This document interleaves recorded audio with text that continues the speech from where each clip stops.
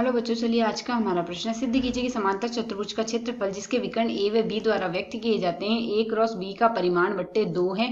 साथ ही उस समांतर चतुर्भुज का क्षेत्रफल ज्ञात कीजिए जिसके विकर्ण 2i माइनस जे प्लस के व i plus 2 plus 3j minus के है। तो यहाँ से इस प्रश्न को करने हेतु हमारे पास यहाँ से हमारी मुख्य अवधारणा रहेगी। मुख्य अवधारणा यहाँ से हम लेके चल रहे हैं।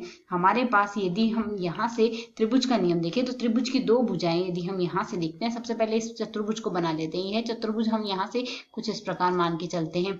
यहाँ से इसके विकर्ण आ गए, यह दो इसके विकर्ण आ गए, समांतर चतुर्भुज के विकर्ण आ गए। एक सिरे को ए नाम देते हैं, दूसरे को बी, तीसरे को सी व चौथे सिरे को हम डी नाम दे देते हैं। यहाँ से एक भुजा को हम पी स्थिति सदिश से प्रदर्शित करते हैं, दूसरे को क्यू से। तो यदि यह पी है तो यह भी हमारे पास पी ही आएगा और यह हमारे पास क्यू ही आएगा। और जिनके विकर्णों की स्थिति सदिश हमें ए व बी यदि हम यहाँ से मान के चले तो हमारे पास यदि यहाँ से देखें तो त्रिभुज के नियम से हम क्या लिख सकते हैं। त्रिभुज ए बी सी में हमारे पास यहाँ से क्या आएगा, ए बी सी देखेंगे, या तो हम यहाँ से ए बी डी देख लेते हैं। तो ए बी डी से त्रिभुज से हम यहाँ से त्रिभुज के योग नियम से यदि यहाँ पर देखें तो हमारे पास क्या आएगा, पी का स्थिति सदिश प्लस क्यू का स्थिति सदिश बराबर हमारे पास यहाँ से लिखा जा सकता है पी का स्थिति सदिश प्लस क्यू का स्थिति सदिश। हमारे पास यह बराबर आएगा, यहाँ से P इस दिशा में है और B का यदि देखें B हमारे पास इस दिशा में है तो यहाँ से P ऋणात्मक आएगा। यहाँ से हमारे पास आएगा P का स्थिति सदिश, यहाँ से P स्थिति सदिश और B स्थिति सदिश समान दिशा में चल रहे हैं तो P का स्थिति सदिश प्लस B का स्थिति सदिश बराबर आएगा हमारे पास Q की स्थिति सदिश के। इसके विपरीत दिशा में, इस कारण यदि हम इसे सरल कर ले हम यहाँ से लिख सकते हैं माइनस P का स्थिति सदिश प्लस Q का स्थिति सदिश बराबर B का स्थिति सदिश आ गया। यह आ गई हमारे पास समीकरण 1। ठीक इसी प्रकार दूसरे त्रिभुज में यदि हम यहाँ से देखें तो त्रिभुज ए बी सी से भी हम देख सकते हैं। त्रिभुज ए बी सी से हमारे पास त्रिभुज के सदिश योग नियम से हम क्या लिख सकते हैं, यहाँ से हमारे पास आ जाएगा ए का स्थिति सदिश बराबर आएगा P के स्थिति सदिश प्लस Q के स्थिति सदिश के। यह आगे हमारे पास यहाँ से समीकरण 2।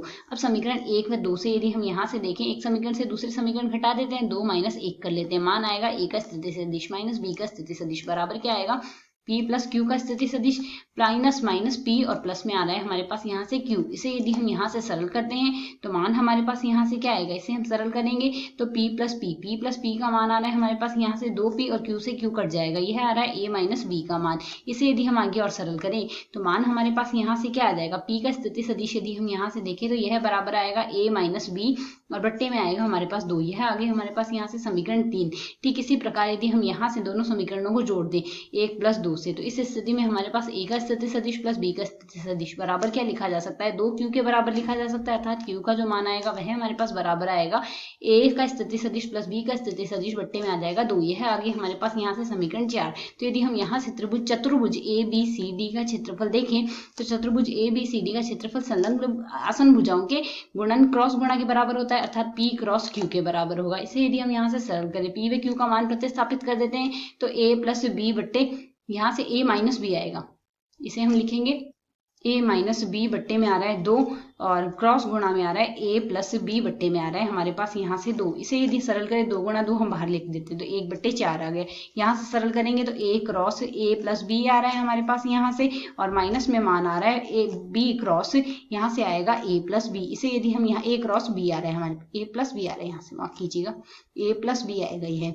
अब यदि इसे हम सरल करें तो यहाँ से हम गुणा करेंगे तो मान आएगा 1 बट्टे 4, गुणा में आ रहा है यहाँ से A क्रॉस A आ जाएगा हमारे पास, यहाँ से प्लस में आ रहा है यहाँ से A क्रॉस B आ जाएगा हमारे पास, यहाँ से माइनस B क्रॉस A आ जाएगा हमारे पास, यहाँ से माइनस B क्रॉस B आ जाएगा। अब हम जानते हैं क्रॉस गुणा में A क्रॉस A को A से क्रॉस गुणा करेंगे मान 0 आएगा, B को B से क्रॉस गुणा करेंगे मान 0 आएगा। तो ये दोनों मान तो 0 आ गए और A क्रॉस B बराबर माइनस B क्रॉस A लिखा जा सकता है। अर्थात यहाँ से यदि सरल करते हैं तो मान आएगा 1 बट्टे 4 गुणा में A क्रॉस B तो आ ही रहा है और माइनस B क्रॉस A को प्लस में A क्रॉस B लिख सकते हैं। इसे सरल करेंगे तो 2 हमारे पास बाहर आ जाएगा, जोड़ देंगे तो 2 बट्टे 4 गुणा में A क्रॉस B आ गया हमारे पास। यहाँ से इसे सरल करेंगे तो मान आएगा 1 बट्टे 2 गुणा में A क्रॉस B के बराबर। यही मान हमारे पास यहाँ से आएगा, अर्थात यह आ गया हमारे पास यहाँ से चतुर्भुज का क्षेत्रफल। यहाँ से यह परिमाण को प्रदर्शित करेगा। तो यह हमारे पास क्षेत्रफल आ गया। अब यदि प्रश्न के अनुसार देखें तो हमें यहाँ से क्या दिए गए हैं, दो सदिश दिए, इनके दोनों के विकर्ण के मान दिए गए हैं। 2i माइनस जे प्लस के दिया गया है, साथ ही i प्लस 3j माइनस में के दिया गया है। तो यदि हम इसमें मान प्रतिस्थापित कर दे तो यह हमारे पास a व b का मान दिया गया है। तो इसके अनुसार यदि हम क्षेत्रफल देखें तो मान क्या आएगा, 1/, पहले हम सारणी ज्ञात करेंगे 1/2 गुणा में। यहाँ से हम सारणी ज्ञात करना होगा हमें किसका किसका, दो सदिश है दोनों के दोनों, यही लिख देते हैं 2i माइनस जे प्लस के। तो 2i माइनस जे प्लस के है यहाँ से हमारे पास, साथ ही इसका हमने क्रॉस गुणा लेना है। क्रॉस गुणा लेंगे हम यहाँ से इसका किसके साथ, i प्लस 3j माइनस के। तो i प्लस 3j माइनस में के साथ यहाँ से, इसके बाद इसका हम परिमाण ज्ञात करेंगे। तो इसे यदि हम सरल कर ले तो पहले इसका हम परिमाण यहाँ से सारणिक सरल कर लेते हैं।